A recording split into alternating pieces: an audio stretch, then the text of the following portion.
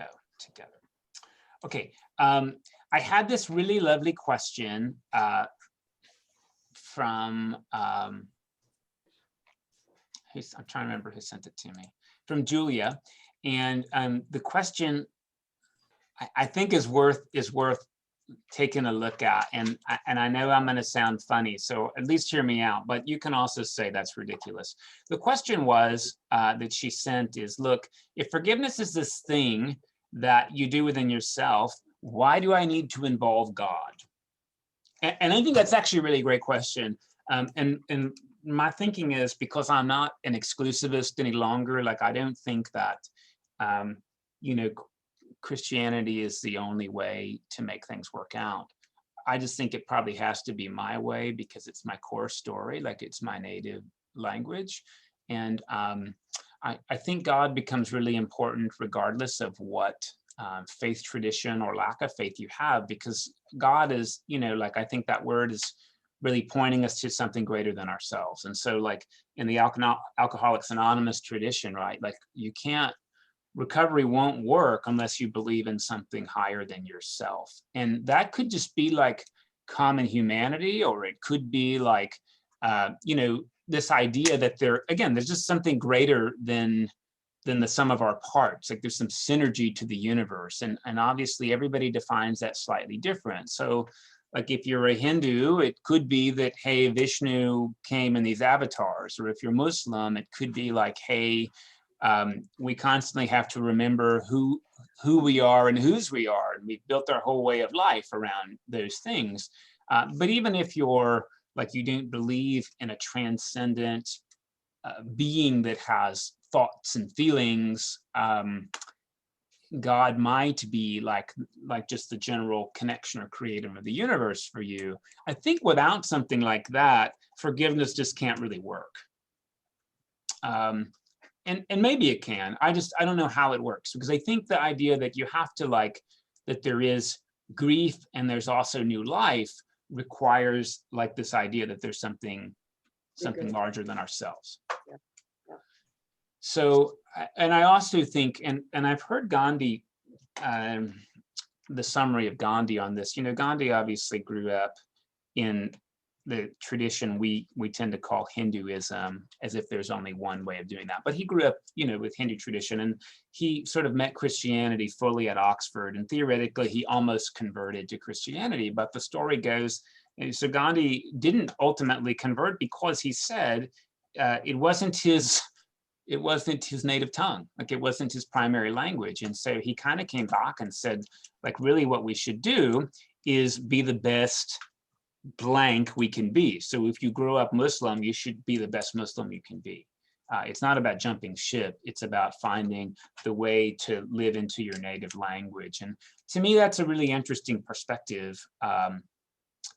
Sometimes, like I grew up thinking that, you know, Muslims, like, I don't know why they didn't believe in Jesus. It was really, really awful for me to think that way, because obviously if you convert in Saudi Arabia, you can have your head cut off. I mean, it's not like some easy intellectual proposition. It's a whole way of life. And you've learned the whole time that the Quran is the inerrant word of God. And then you're going to switch to the Bible, which is not inerrant. I mean, we're finding manuscripts that disagree with each other, you know? And so that just seems like a really tough ask for people. But nonetheless, like this idea that there is something transcendent is as a basis for forgiveness and reconciliation. That still seems important to me. But it could be that I am like committed to like the religious way of life too. I don't know. So maybe it's worth just running that by you. Well, the problem with trying to seek forgiveness without somebody else is people can always rationalize themselves out of their problem. And if you don't have somebody to kind of hold you somewhat accountable, you cannot, you know, you'll be able to rationalize your way out of practically anything, I think. I think that's fair. And I think what's nice too about accountability is kind of, for me, since we're redefining everything, at least I'm in a phase of my life where I'm doing that, accountability probably needs redefining as well. It's not like, hey, you need somebody to make sure you don't slack off. It's, like we do seem to need the reminder to live into our values. And that's like a totally different frame, like I think positive accountability, like when you were a kid, maybe you played this game like Truth or Dare, and the dares were always to do something really dumb that you knew better than to do.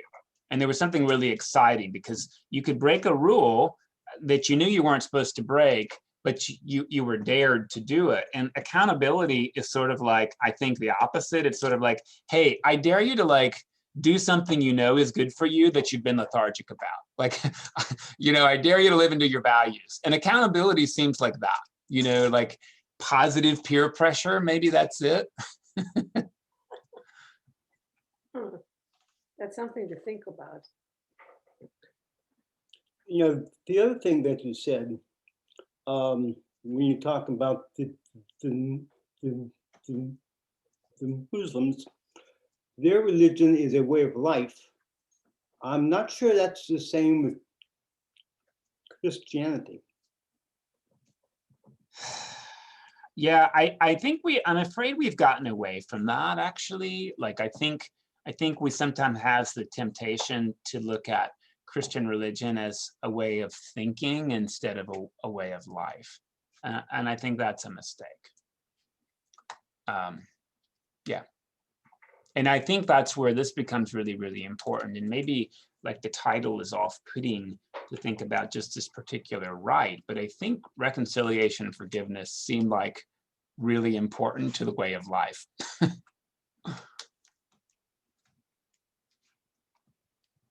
Amber, please, I see you got your hand up. Well, I think sometimes I was just thinking, in terms of believing in something greater than yourself to help facilitate forgiveness, and thinking about little kids and dares. I think sometimes in games of truth or dare, someone like a good friend will dare you to do something that they know you've talked about in secret that you always wanted to do, that you just didn't have the guts to do. And so they give you the dare kind of as an excuse to just be yourself and do what you want to do without kind of blame. And it made me think about, forgiveness in terms of sometimes I think you need a belief in something greater than yourself to really appreciate the fullness of forgiveness and facilitate the full action, because sometimes you need a reminder outside of yourself, beyond other human beings, of why you should love yourself enough to want forgiveness for yourself in the first place. Yeah. And so I get that's just like another angle of it. It seems like a really good angle. And I think it, like, what I appreciated about the playfulness is like, I think that's why we need communities. And in that sense, communities are greater than ourselves, right?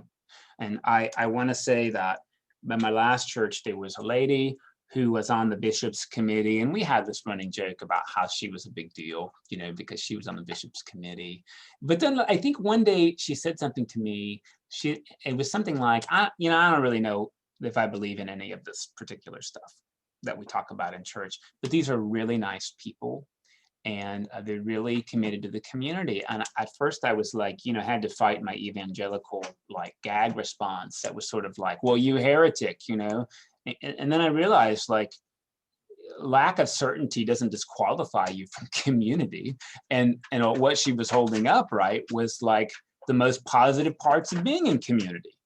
It's kind of like you're saying, is like positive group think, or encouragement that we can do more together. Like that seems really important. And in fact, maybe that's the most important part, because that is absolutely greater than ourselves. And I get worried, right, about Christianities or religions that like basically dare us to be hateful.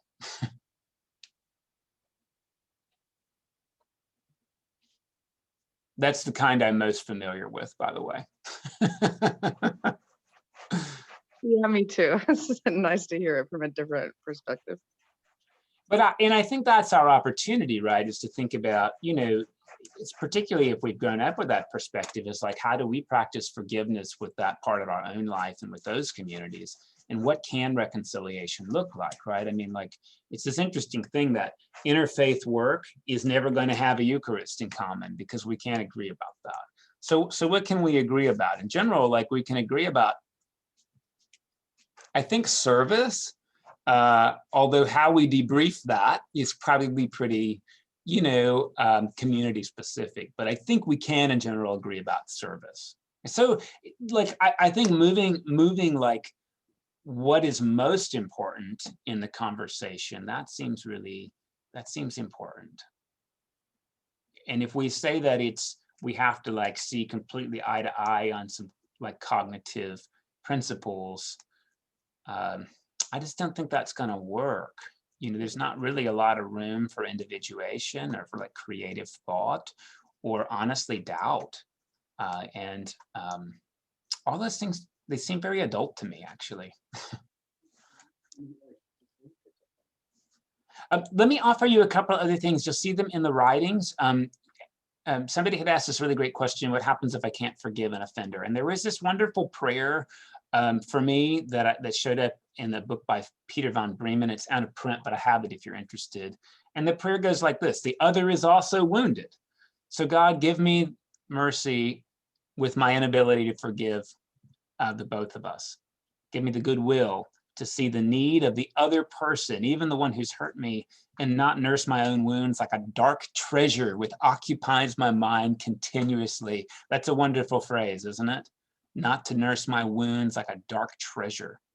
The other Hey, is Mike, is that in the document? I'm confused. It's in the updated document I'm going to send this morning. Okay, thank you. God, you see the reasons why we did not listen to the signals of our hearts. Prevent us from bargaining with ourselves, the deeper pain, the smaller part of our guilt as profit to which I'm not entitled. The other is also wounded, and when I seek their presence, then you, God, are with us both. I want to begin seeing them whom the anger alienated from me so much with your eyes. Restore the shattered confidence, and when I cannot forgive, please forgive in me. That's a lovely turn of phrase there. I pray for your peace, which puts an end to all enmity. Lord, say to us both, peace be with you today and every day, forever and ever. That's a real lovely prayer, I have to be honest. That recognition. Susan, please. I have seen in the past programs on television about people who have had loved ones murdered. Not very often, but on occasion, yeah, the family member of the person who was murdered forgives the murderer, yes, and actually enters into a relationship with that person. Sure. And I have a really hard time understanding how you could do that, particularly like if it was your child. I mean, I can't think of anything worse than to have your child murdered, but yeah. It seems like that must be an extraordinary person who can do that. I think, and this is where I think the definitions are really, really important, because the clearest one that shows up for me based on what you just said is like the Amish community after Sandy Hook, right? And they came out and forgave. And I think that's an interesting piece, right? Because remember, forgetting doesn't mean forgetting. And it doesn't mean everything's okay, but it does mean acceptance. And I think that's maybe in some ways, forgiveness is just the admission of the truth that we're afraid of all along, which is that we're just not in control. And it's a weird thing. Facebook post reminded me of some posts I'd made 7 years ago, like on Monday. And there's these pictures of my little daughter, and it makes my heart like hurt to look at them, because she looked different. She's got this like little gut. She used to pull her socks up over her sweatpants, and they're huge. And who knew there could be so much joy in the world? I mean, really, who knew that? And like, I'm not disappointed with who she is. I just look back and it's like, wow, those are like such warm, tender memories. And I think my wife saw them and she said to me, like, I just don't know what I would ever do if something happened to her. And I don't either, except I know that I would keep living. And I think it would be devastating. But yeah, I do think it's tough, but I think like my life is not going to end if something happens to my daughter. Well, that wouldn't be good for her if it did. There was a theologian. And it is hard. A lot of my life would like go into grief. Absolutely. Darlene, please. I agree with Susan in that it's very, very difficult for me to imagine forgiving someone who has hurt a loved one. It's very difficult for me. The hardest people for me to work with are perpetrators. Mhm. It's very difficult because I have this immediate repulsion, this immediate anger. And then I work, it's kind of like I use that prayer you talked about. God help me see the hurting person under this person who hurt. People who hurt others have been hurt. And so it helps me to look at how they were hurt and see them as a child who was once abused, or a child or a vulnerable, to try to see that vulnerable part of them, that hurting part of them, and focus on the under part of the aggression. It's hard. It's the hardest thing that I've ever had to do in working with others is letting go of my initial surface anger at that person and address the hurting underneath their aggression. It's very, very difficult. There was a theologian from, I think, from California. I don't remember his name off the top of my head, but he was Croatian, and he had to go back to face the other. And it's a very interesting. It was a very interesting book about how he negotiated accepting the other. And I think that you read that book as several years ago for the congregation. Hi.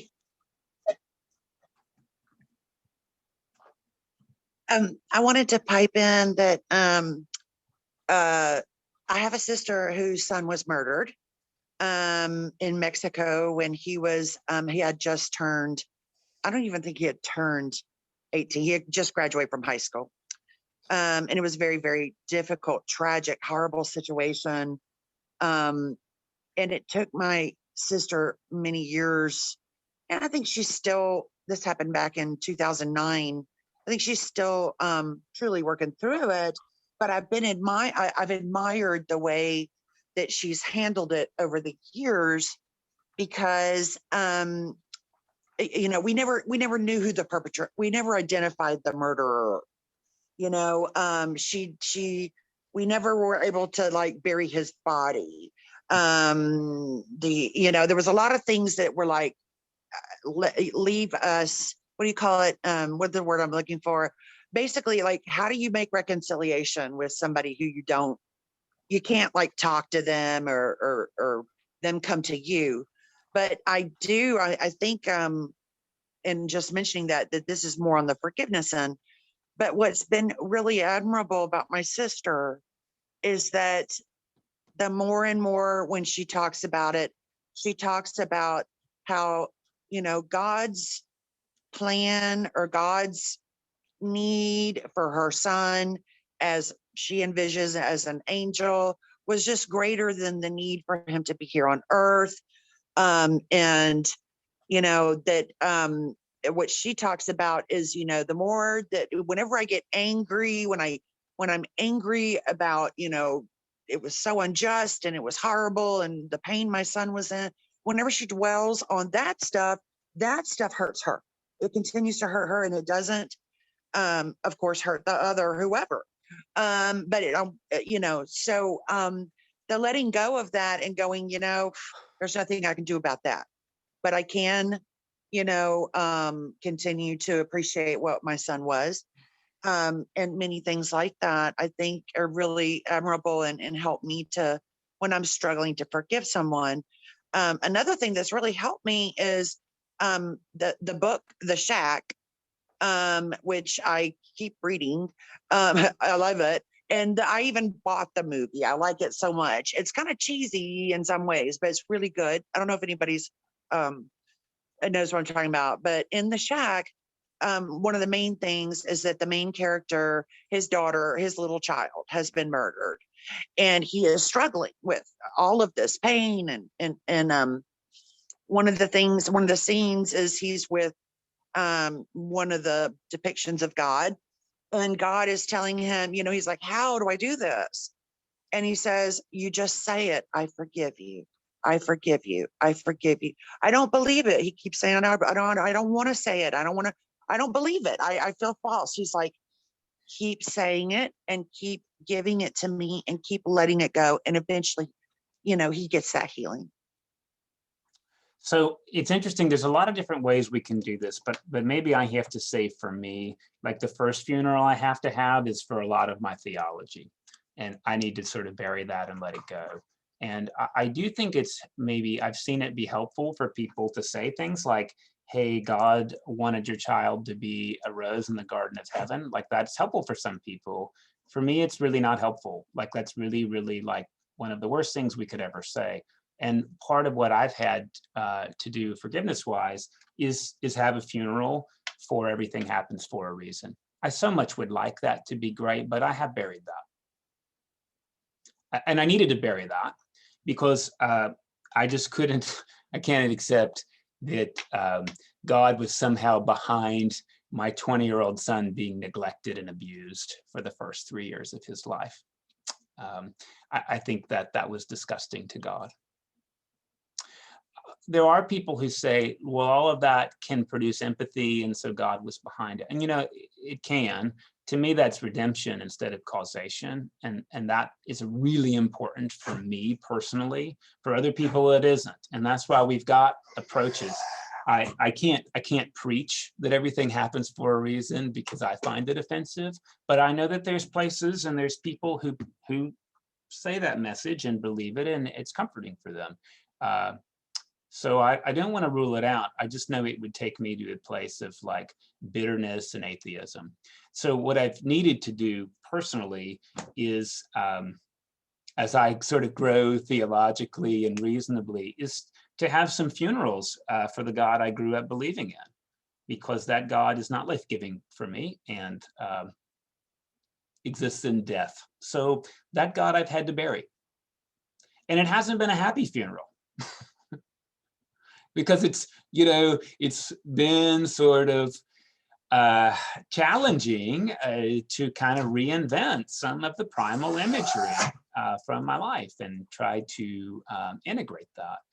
And maybe that's part of the forgiveness piece. And I think another image that was helpful for me around all of this, I was listening to a book called Think Like a Monk.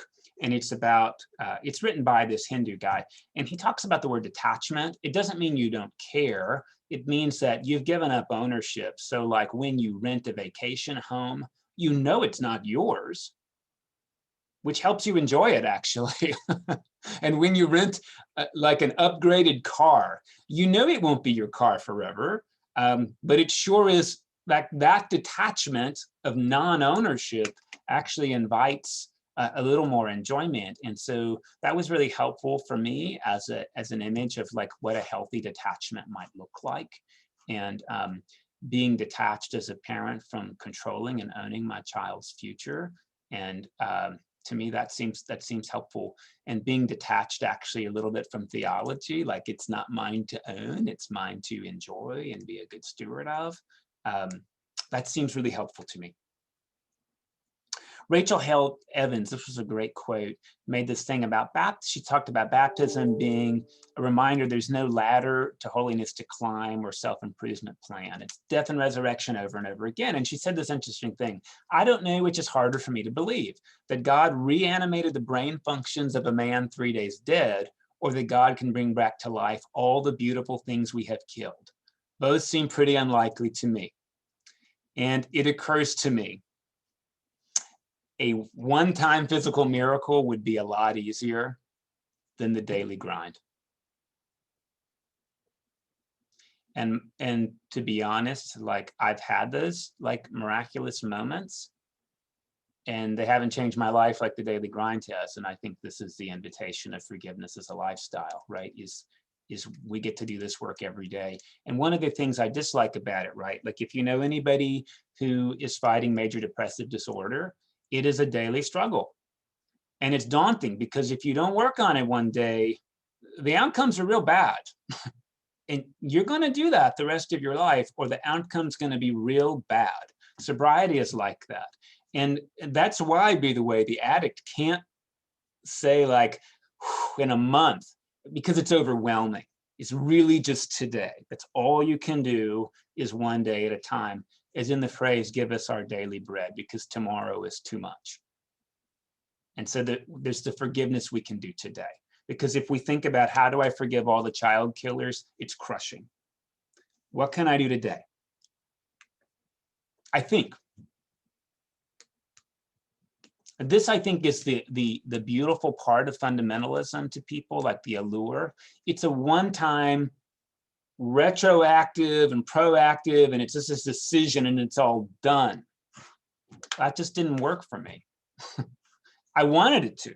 I wanted the magic spell to work, but it didn't work because you have to practice this stuff and grow into it, I think. Okay, in the document I sent you, you'll also find my précis of Harriet Lerner's book. I mentioned last time about apologies, and there's a bunch of principles, like what apologies are not, bargaining tools, and how you can prepare for an apology, according to Harriet Lerner, and how you confront someone who's caused you pain. Like, what are some principles you can stand on?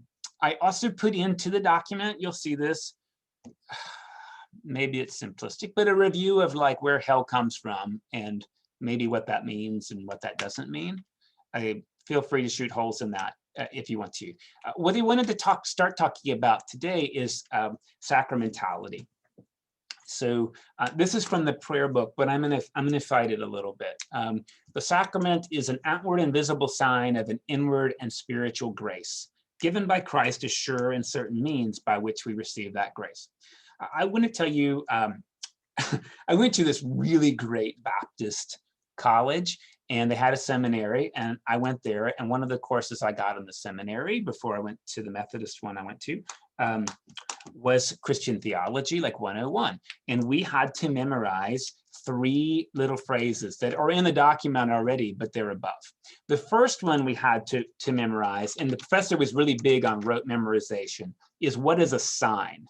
A sign points to a reality greater than itself. So consider when you go to Disneyland and they give you a map, right? It's small, it's not literal. It points to orientation in the world, right? Like maps are signs, and so are actual like arrows. They're pointing to a direction, right? So it's a reality greater than itself. Actually, the definition we got, a symbol, was an outward sign of an inward reality, which is pretty much how the prayer book offers a definition of sacrament. By the way, these definitions are not definitive. They're an outline of faith. This was how my professor defined sacrament. I still remember this from 21 years ago. This is, again, we had to memorize these things.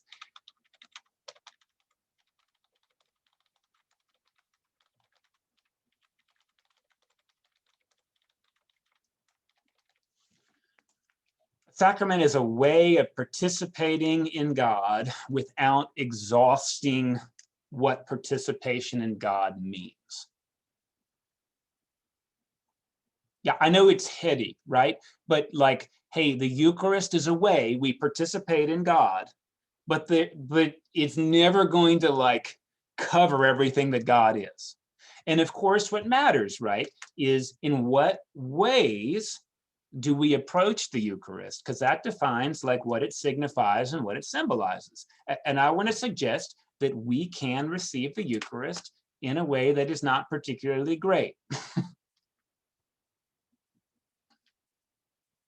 In fact, that's where the Protestant and Catholic theology said, like, hey, the Eucharist can be harmful for you depending on how you approach it. Now, I don't think that's exactly true.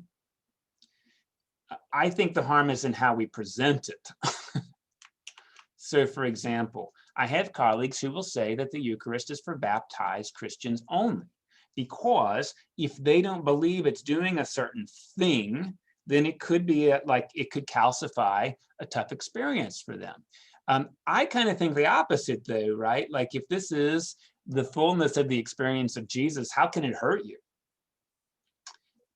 But if I'm presenting it and saying, hey, you can't have it, I think that actually hurts me.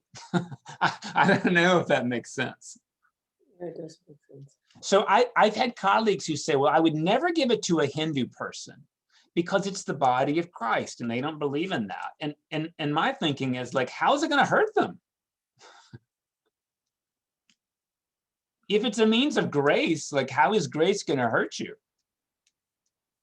If I say you can't have it, yeah, that's probably hurtful for them, actually.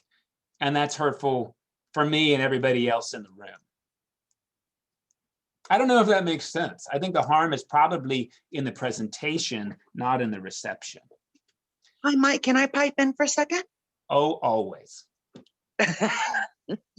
I really wanted to share what's popping up for me is my experience when I was in Latin America and I wanted to receive communion so bad.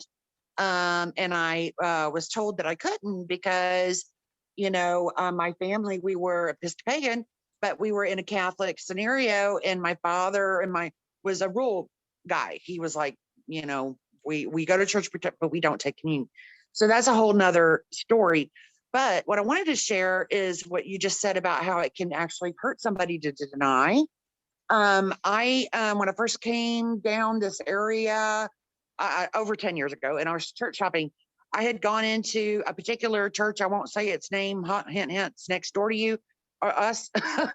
And I was participating and my son was enrolled in some summer stuff. And I was just taking communion like I normally would anywhere I'd go. And at one point, one of the pastors was like, so are you a confirmed Lutheran? And I was like, no, I'm, I blah, blah, blah. And he's like, well, you can't take church communion. And I said, well, according to my faith, I can. And so the next time I went to the communion rail, he literally denied me communion at the rail. Yeah.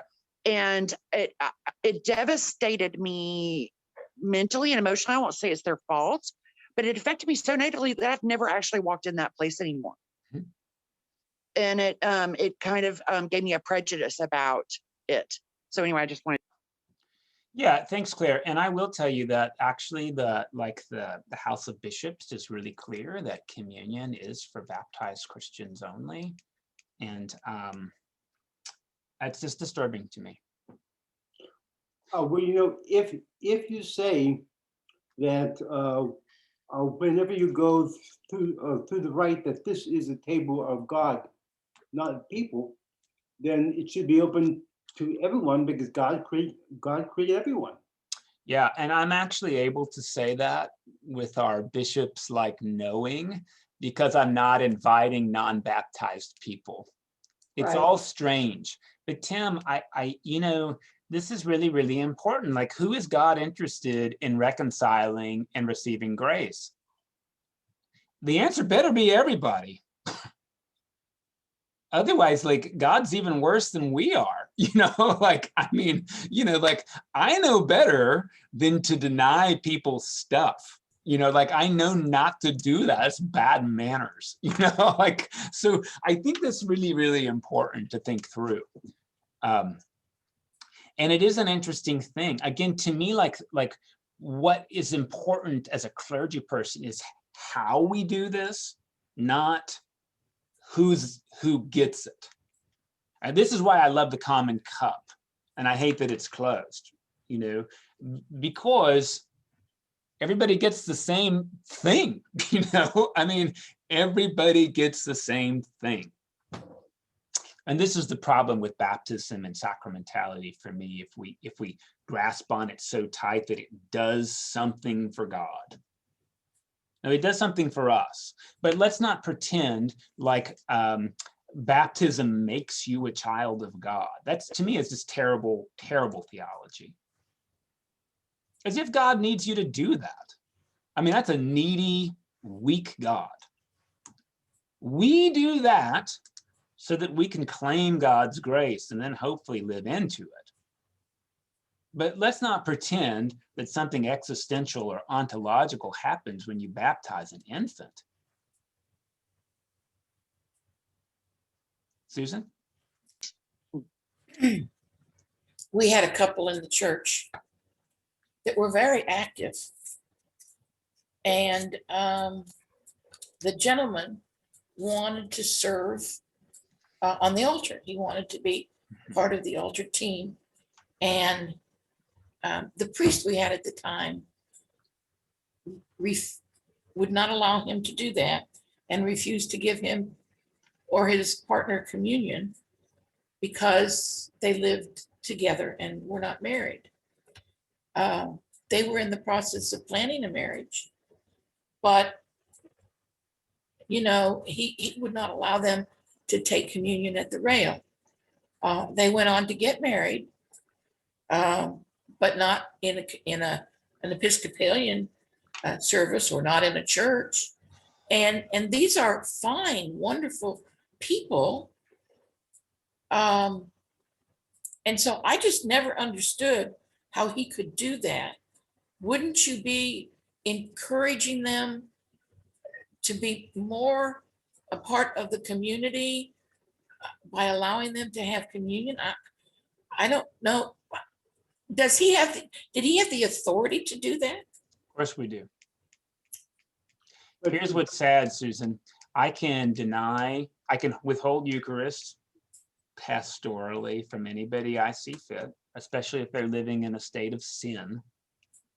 Again, if you're living in sin, don't you need more grace? This is why I don't get that. But I also can refuse to celebrate any marriage, not just me, but I can tell a couple, you may not get married in this church for any reason I see fit, including they're Black. That is scary as hell. But Yeah. I can do that. Wow, can you speak more on that? I don't understand that, what you just said, the last part. The bishop cannot require me to celebrate a marriage I don't want to celebrate, period. Well, But what did you mean about the Black people? I missed that. I'm so I can sorry. choose what marriages I want to celebrate, and they will not be celebrated in this church. Oh, I hear you. Okay. So I have colleagues who won't do mixed marriages. I have colleagues who won't do same-sex marriages. And it makes sense that the bishop cannot force them to do that. That makes sense to me. And it's also really tough, which, it matters who we pick as clergy. Mike, That's so true. I think that the person that Susan was talking about, the priest, is he doing that out of his own fears? Of course. And this, I think, is a really great reminder, is that clergy are regular old people. And I'm going to tell you, I am not the most emulatable person in this parish. There are people way ahead of me, spiritually, fiscally, mentally, emotionally. I mean, I'm just a regular old person. And I look up to men and women in this congregation because they're worthwhile mentors. I'm wearing this thing, not because I'm better than anybody. It's just a role that I'm playing, and it all works around consent and respect. But I will tell you this, I make a lot of mistakes. I'm quick-tempered, I'm on the go, I'm type A, but I do hope I don't ever mess up when I'm asked to put this on and do something for somebody in a liturgical capacity.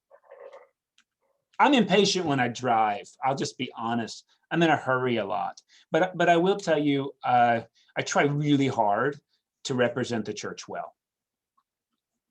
And last, I'll just give you an example. There's somebody who we've had institutional issues with, major institutional issues.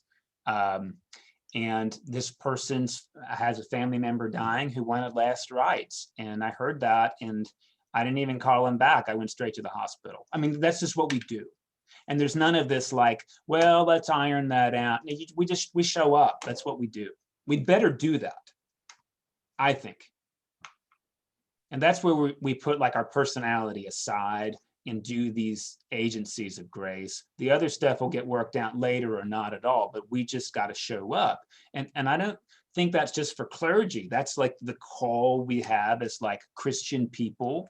When somebody asks for the church to show up, we need the default to be yes. The default should not be no, or let me think about it. It should be yes. And how can we make that meaningful? Okay, I saw Amber and then I saw Claire.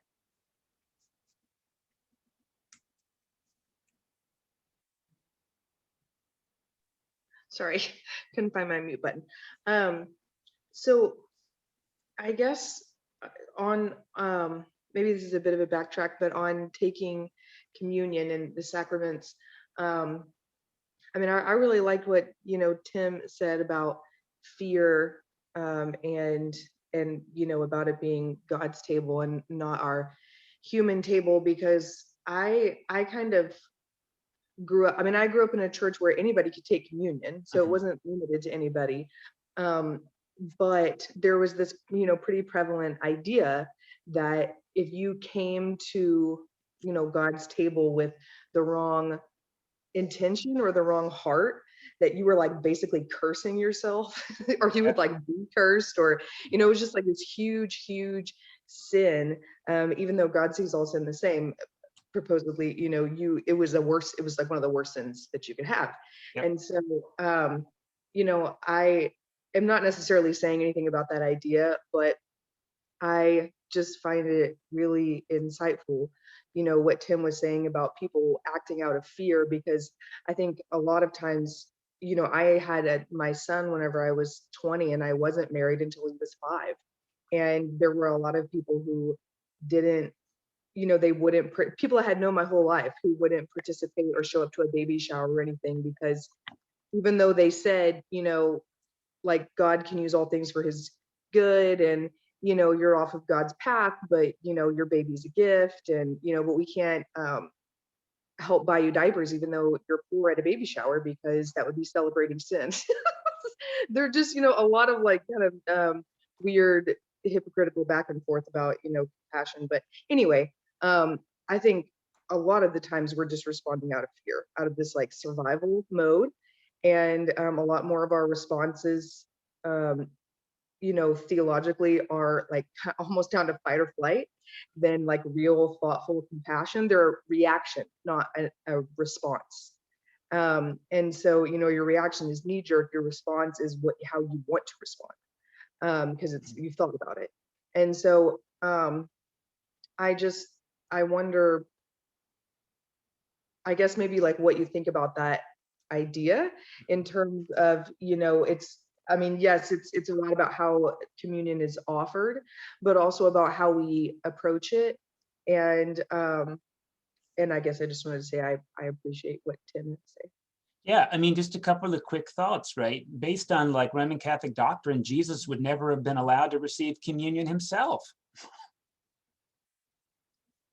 or the Virgin Mary, right? According to Roman Catholic doctrine, they didn't have a Catholic marriage. She was pregnant out of wedlock.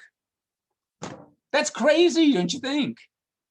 and I'm not throwing Catholics under the bus. I mean, typically what we do, and I would say the same thing in the example you gave, right? Like, oh, you've had a baby out of wedlock. I mean, so did Mary, you know? I mean, it's amazing we didn't see the irony of the way we do that stuff. And so sadly, instead of religion being a way of life towards grace, religion is social enforcement. And what we do is we put God behind our social norms and we use them punitively to punish people who don't follow them. And this is like where sadly hell has become the biggest spanking you can ever get. So you'd better obey. I just can't imagine God behaves that way. And when we come to forgiveness, I think we get a lot of scripts. Like I grew up hearing like, oh, if my partner ever were caught in adultery, I just couldn't forgive them. And those are the scripts we pass on to our kids. It's like what you can forgive and what you can't forgive. And instead of our kids growing up with this imagination, like forgiveness might be hard and it's the biggest gift you can give to yourself. So it's really always worth pursuing. Like we don't give that to our kids. We talk about what they can't forgive. And we codify that into them, and then we put God behind it, and it's nuts. And this is the whole thing, right? If sacraments are really a means of grace, have a look at what grace means, according to the prayer book. God's favor towards us, unearned and undeserved. If that's real, then why would you have to get baptized in order to get grace? Why would you have to get married in order to have grace in your relationship?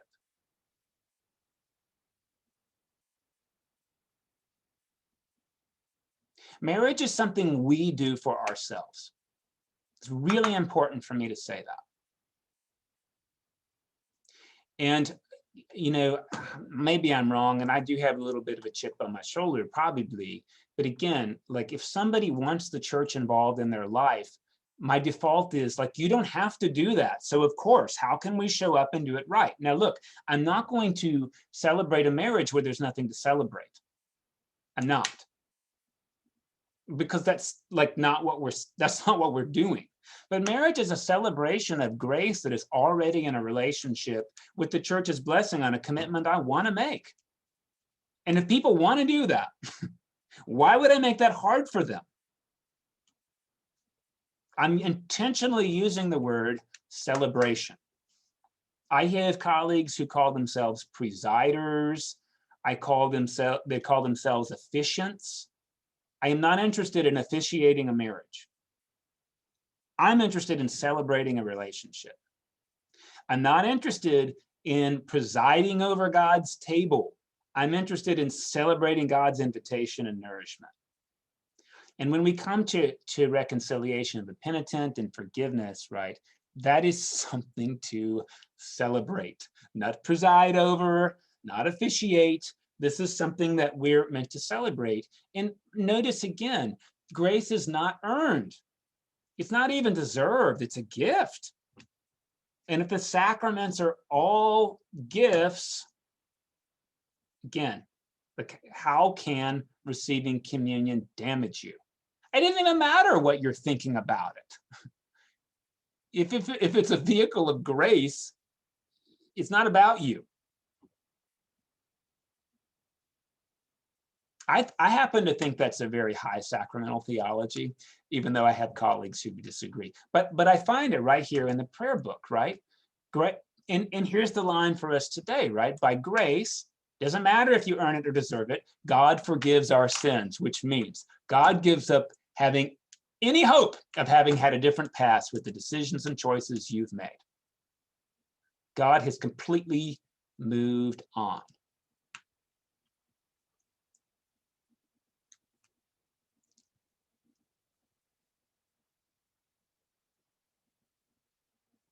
Claire, you've got your hand up.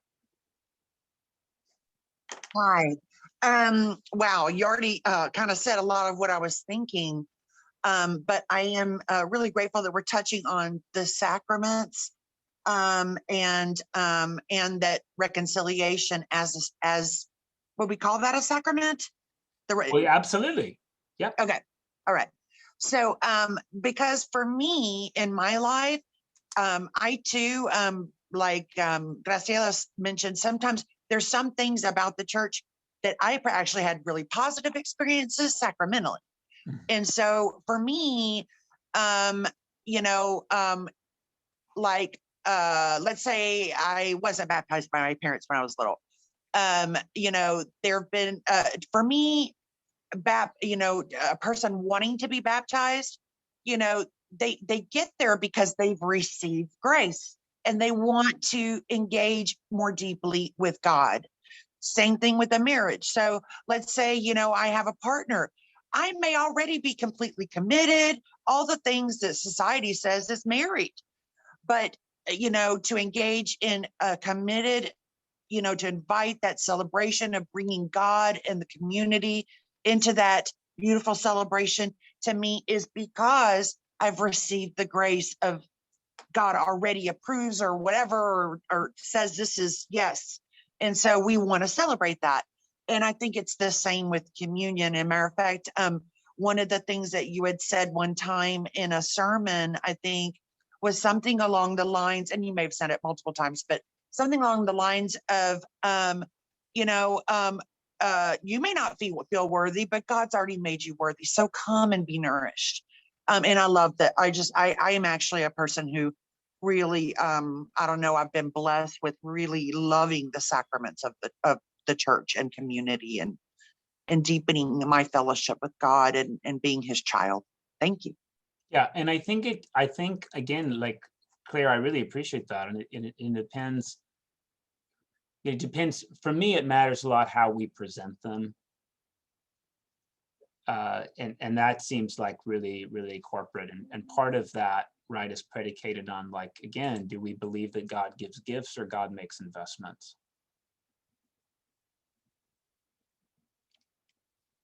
And reconciliation is, you know, of course, if you guys know Sacramentality, there's 7 major sacraments. But look, I'm going to be honest, learning is sacramental for me. It doesn't make the list, but it sure is sacramental. And there's not one of the 7 sacraments being service. That's sacramental. I will disagree with the prayer book all day long. Because service is about grace.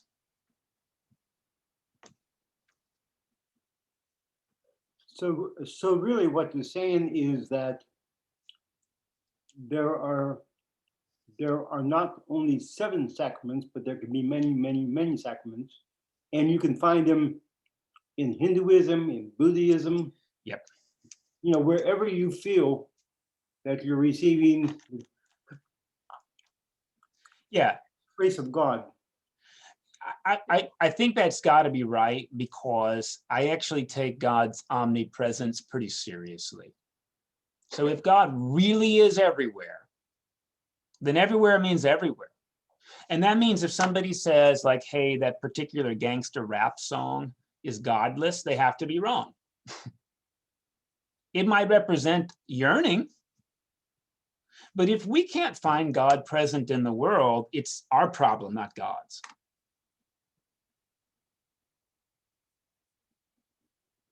And all that is just taking our own doctrine seriously. I'm not asking you to make anything up. I'm just asking you to take doctrine seriously. And what's interesting, right, is I know plenty of Christian people who love their rosary, and they didn't realize that that was a Muslim thing. And before that, it was a Buddhist thing. Oh, well, it's because we Christianized it. Let's get serious. I mean, let's get serious. Okay, so coming to reconciliation then, right? Here's the prayer book definition and of the sacrament, right? It's the rite in which those who repent of their sins may confess them to God in the presence of a priest and receive the assurance of pardon and the grace of absolution. And again, we've talked about this. Does God need the priest to do it? The answer is no. The priest might be very helpful for us. If we do it wrong as clergy, it can be really harmful because we're representing God. I mean, our uniform does that, our demeanor does it, but it should be really helpful. And again, I can tell you, you read the form, and here it is right here. This is this part I'm highlighting. I confess to you into the church. From everything, restore me. And then comes the absolution. And there's not like a a rubric that says the priest can decline to offer absolution at this point. The priest can say, I don't think you mean it. That is not a rubric. Like, the form is guaranteed. The only person who can stop it is the penitent, who can get up and walk out. This is why I like the prayer book, because once the person begins, the script is written. It's not like maybe God's going to forgive you. Like, we should approach with certainty. And of course, what we mean, right? We can take God's forgiveness for granted, quite honestly. And we can say like, oh, well, I hope God will be reconciled with me. Absolutely, God wants to be reconciled with you. I mean, again, like, these are really, really primal, important things. The rhythm is so that we can live into that. And maybe you don't need that. I just think most people do.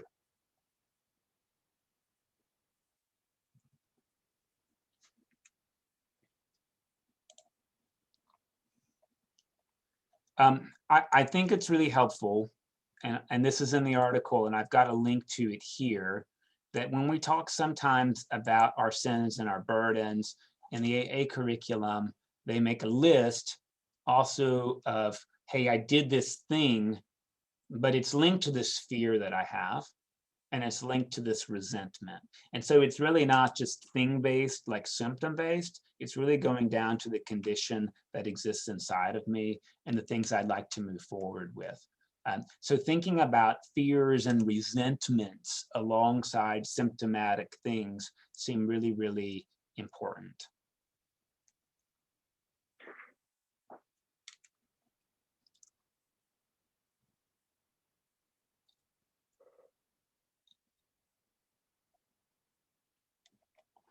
I don't know.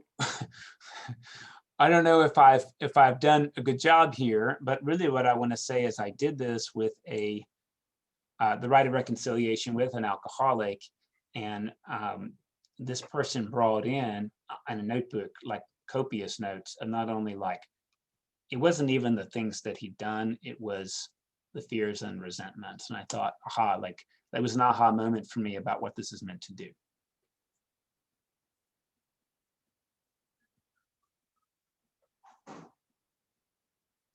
And maybe this is a great opportunity to say, like, there's this corrective strip. I don't know if I could ever forgive someone if I did that. We just need to put like a comma there. And I trust that God can.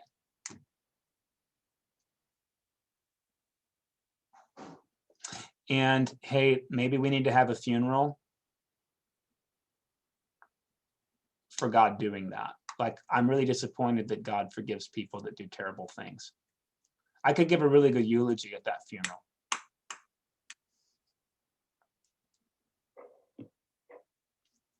That's interesting.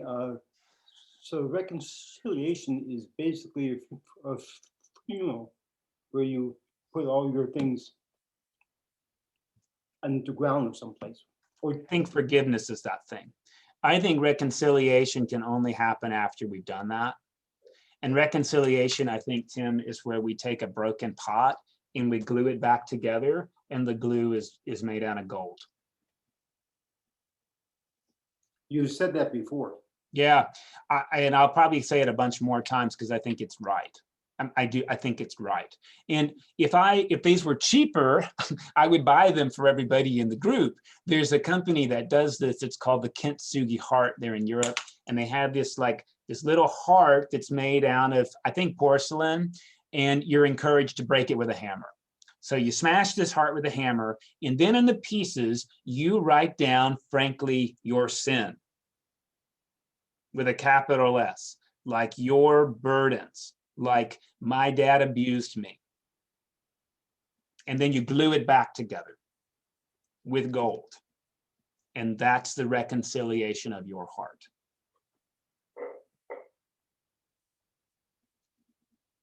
It's a pretty hopeful spiritual practice. And I think, honestly, like, if of course, it's not magic, it's not a spell.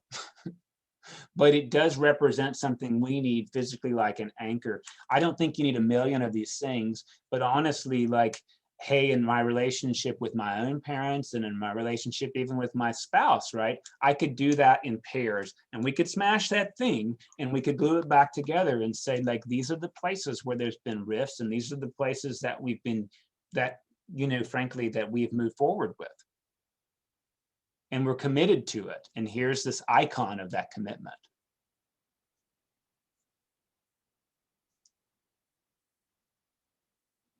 It's a practice. Like I said, I wish it weren't $55. It is, but it might be. I'll hook you up with some hearts that, some beautiful glass hearts that we make, and we can smash them and glue them together and do a fundraiser.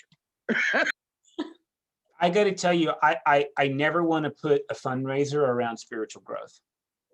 I actually think that's I'm something. just kidding on that part. No, you're good. I think it's something we should subsidize, honestly. I don't know if it's something that appeals to you, but again, like, I think this is where forgiveness becomes really, really important, is we don't forget and we don't gloss over it. And we have the assurance that having done the practice, it's not just that it'll be a seam, it'll be a high lit seam from which light can be emitted.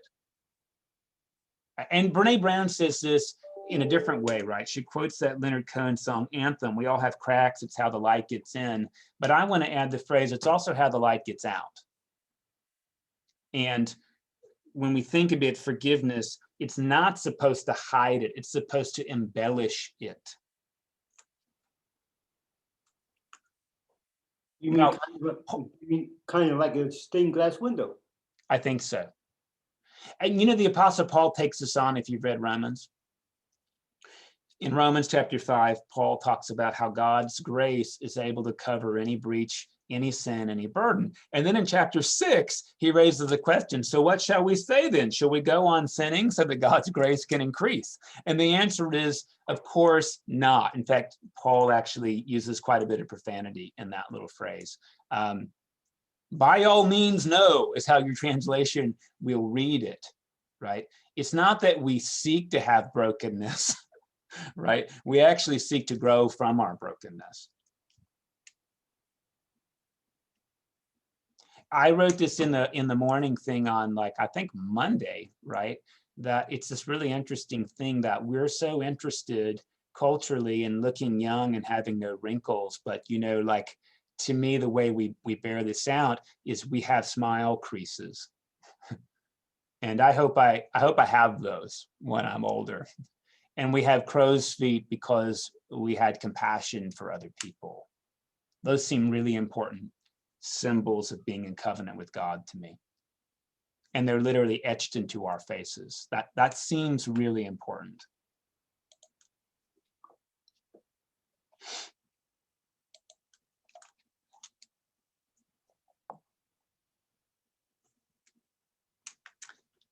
I'm going to put this URL if you're interested in this thing, and it may not be for you. The Japanese thing I'm talking about, where you put together a broken vessel, it's called Kentsugi, Kintsugi, and there is a company that does this. Heart.studio. Let me see it.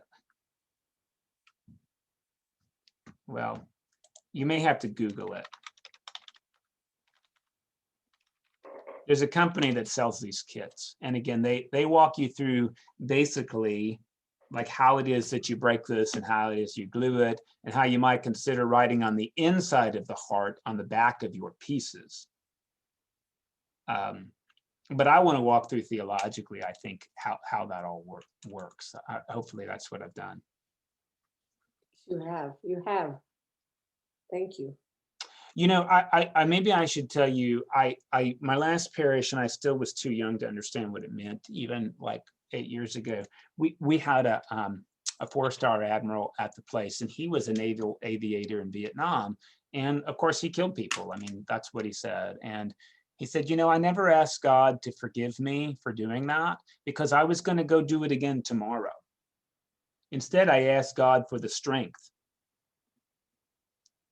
to do, basically to do my orders and uphold my obligations. You know, it was really interesting to me to hear him say that. He knew he was not quitting the military. And so to ask for forgiveness and go do the same thing, he couldn't ethically live with that. I mean, that's really interesting to me.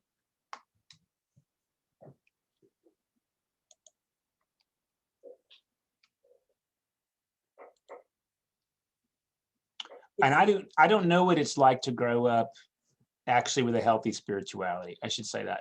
I know what it's like to grow up with an unhealthy spirituality in which we think God's making a list and checking it twice. And so we find ourselves like, I mean, for me anyway, like I you know, like I don't know that the rest of my peers did this, but I internalized like, hey, you're not supposed to think about other people like lustfully, whatever that means, right? And what that meant is you're not really supposed to have any kind of like imagination about people that you're not married to. But then once you're married, like all bets are off. And that was like really no way to live, because what we never did is cultivated like an imagination of like sexual subjectivity. All we could understand is objectivity. And we knew not to do that, but we didn't have any imagination about what it meant to have subjective sexual intimacy with somebody else. And I can tell you, marriage is not a magic spell that cures that, right? So like, it took a long time to like approach any kind of freedom with what that would look like. Like, how do you love somebody subjectively? And if you imagine having mutual pleasure with somebody who has their consent, right? Is that pornographic? Or is that actually like a proper use of our imagination? My church never took that question on. And I don't, obviously there's boundaries and whatever. I don't know why we didn't take that question on. I guess we were afraid that if we encouraged people to think about other people, then maybe they would do something with their bodies that they shouldn't. And instead, right, we just imposed a bunch of chains on people that are much worse. I don't know, like how we crack this out seems really, really important, because I know plenty of adults who've been married a long time who still don't have subjectivity in their relationship. The church just didn't teach us to do that.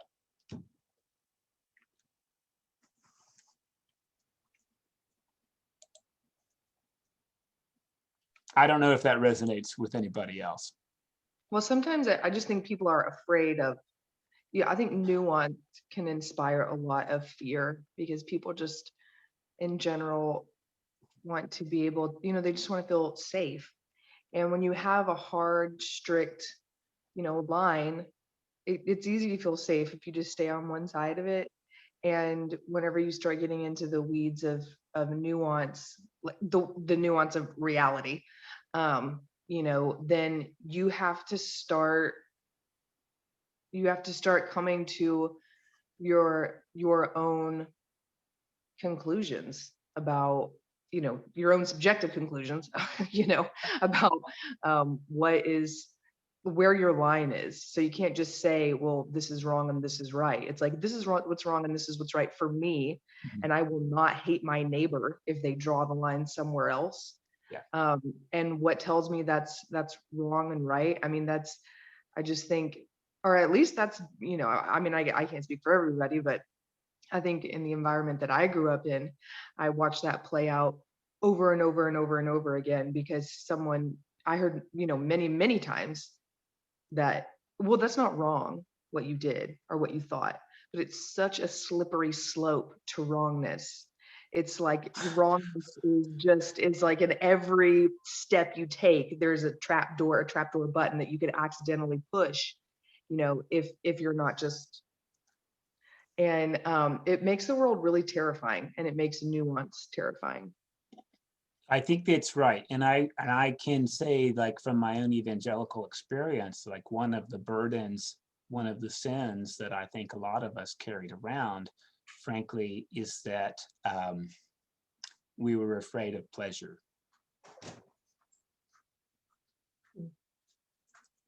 That sounds crazy when I say that. No, literally in any form though. It would In literally, any form. yeah. Yeah. And that's really interesting to think about, again, what the rite of reconciliation might be for. It might not be, oh, I had these pleasures I wasn't supposed to have. It might be, I have never accepted pleasure, which I believe God has created me for.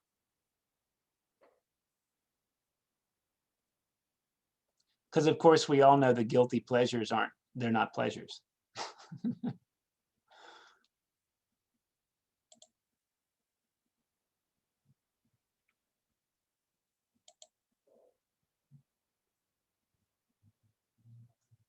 You know, it was that type of thinking that got us into Vietnam, because we thought that if Vietnam fell, then all of Southeast Asia is going to fall. Yeah. And so that kind of thinking tends to not only affect us personally, but also affects the way the government operates and people around the world think.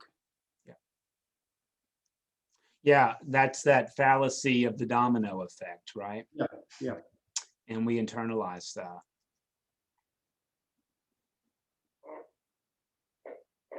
You know, and I think this becomes really, really important, whether this is your outcome or not. And I'm going to sound crazy, and that's okay. I'm just going to sound crazy. I was actually visiting with somebody yesterday who should know better. They were talking about one of their grandchildren and how their grandchildren had a committed life partner, and how unfortunately that person was also a male. So this was a same-sex relationship. And it was great because that person's partner said, listen, that's not helpful. Don't say things like that. And I realized this is a really interesting thing, right? Like, we can say with our kids or with other people's kids, look, I mean, in general, like, I get it, same-sex relationships are okay. But the question is, can we daydream about them for our children?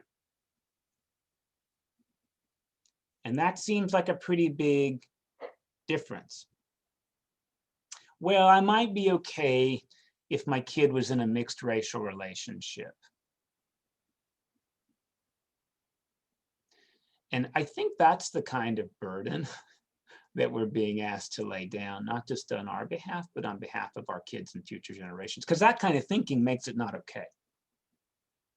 And those are the kind of dominoes of grace that I think are invited to drop in us. And of course, it takes time from one to fall to the other. But like in my own progression, I grew up hearing that women should not be ministers. I had a professor in college who was female, who believed women could not be ministers. She absolutely pastored me as my teacher, and I disagreed with her. And then I met a gay person, and I knew gay people were not people that were good, but I met him as a friend. And then I found out he was gay, and my question was I going to invalidate all of the good experience with him for some intellectual proposition, or was I going to like make the move of grace? And you know, I'm very proud to say that domino fell. And then I was able to advocate later on behalf of same-sex relationships. And then I was asked to bless one. And I thought, oh man, this will drive my parents crazy. Like, my parents would say I'm going to hell for having done that. So it felt like it had a lot of gravity. And I'm actually really proud to say that domino has fallen too. And I think like the invitation of this grace and this forgiveness is not just, well, what if a domino falls? It's how can I like join God in pushing them over? Mike, one of the things I think when you were talking about is, say, a gay relationship or a biracial relationship, something we would choose for our children and say, oh, imagine a daydream. I think my biggest concern is that knowing how the world works, I would be more concerned about how difficult their life will probably be for not following the norms. And maybe that's a total failure of imagination on my part. I think that grief makes a lot of sense. And you've heard me say the story before. I brought a Black girl home with me in high school to go play putt-putt golf. My parents told me I should not go out in public because people would think we were dating and it would be hard for me. And I think in retrospect, I think the key would be like, that's okay to feel that. And the parent response is, people might treat you differently and I will fight like hell to make sure they don't. And I think you can hold both things. I think we can hold that grief of, I don't want this to be hard for my kid, but damn it, you will not make it hard for my kid. And I think actually that's the two-handed response that makes a lot of sense to me. You know, I don't think we're meant to be naive and silly about this. I think that's actually like our call to justice, to be honest. And we can hold on. I wish my kid could have it as easily as possible, but because there's nothing wrong with this, how am I going to be an agent of change? How am I going to have their back, or how am I going to pave the way, right? So maybe one of the things I do as a parent is I say, look, Mom, Emery is bringing a girl home. And if you want to see her again, this is what I expect you to do. I don't know if that makes sense.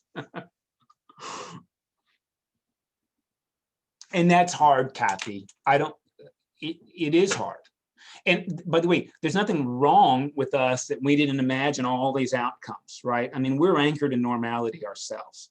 I think when they show up, the question is like, oh my gosh, this is hard. And how will I make it easier? How will I be supportive? Darlene, I think you showed up because you're going to say something really helpful. Not really. I showed up because I had to change locations. And this is spring break here too, and things are all topsy-turvy.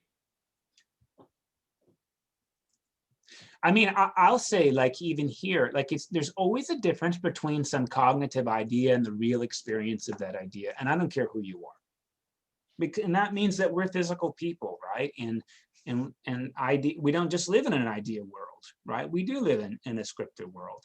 And I think that toughness in transition is natural and it's okay. And it's important how we come out in the middle of that toughness. It's really important. And there's nothing wrong with awkwardness. It's all right. Some of the best things come out of awkward moments.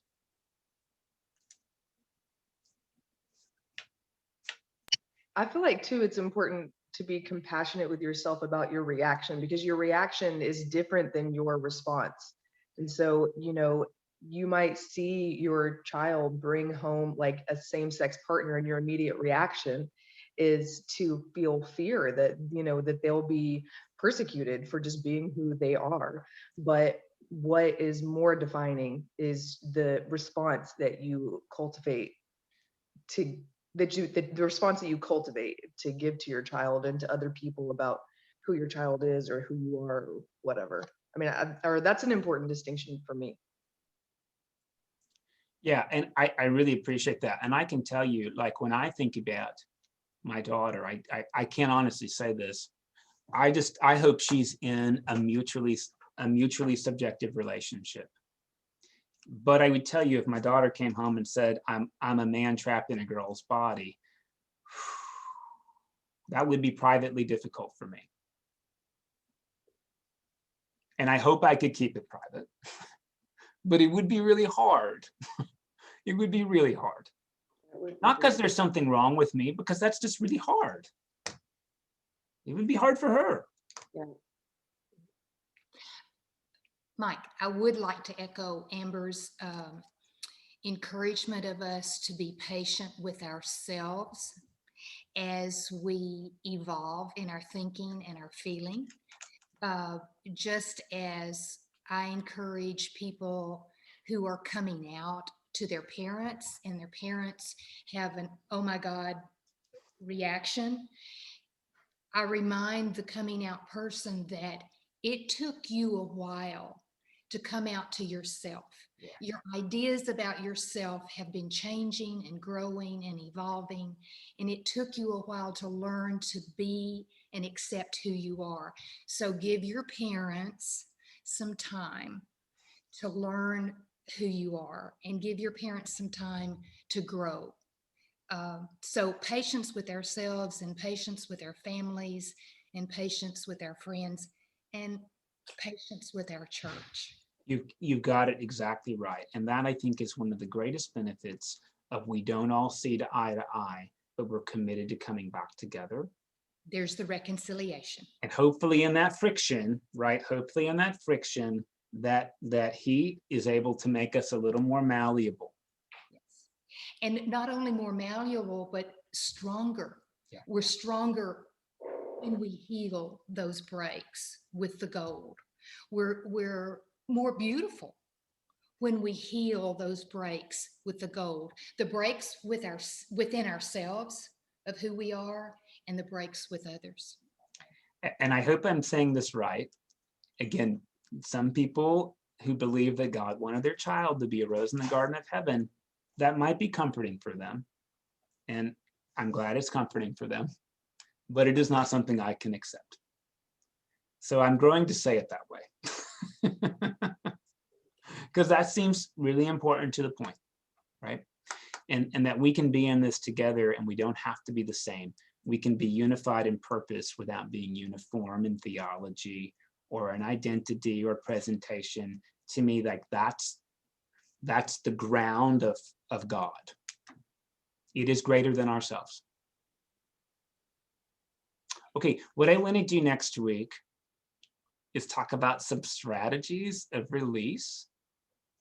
I've already mentioned, obviously, holding a funeral, privately or corporately if you want, or breaking this heart into pieces and gluing it. But I've got some other strategies to talk through.